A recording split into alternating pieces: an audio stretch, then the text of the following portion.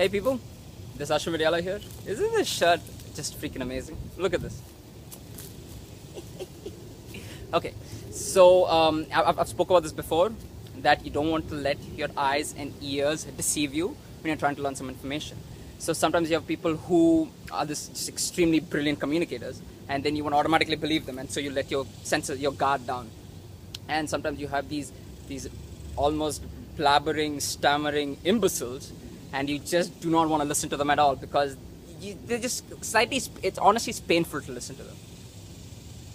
Yes. So the problem with the guys who are brilliant communicators is that you have to be careful and not just blindly believe them. And the problem with the guys who are not as eloquent is that you just want to automatically dismiss the information because you're like, you know what the hell does this guy have to say?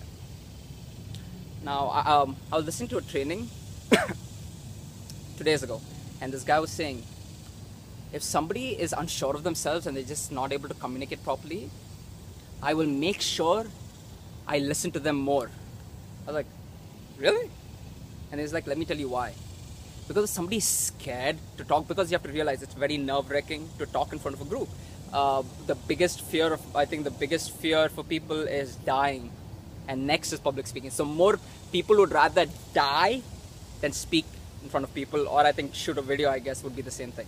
So it's difficult. It's not something everybody can do.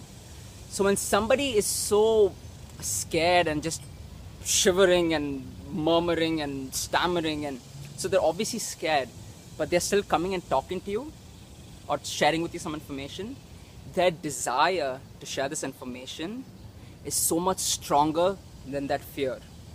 So basically they believe in what they're trying to say, and to them it's important, and that's why they're pushing their fear aside, and they're trying to teach it to you and explain it to you.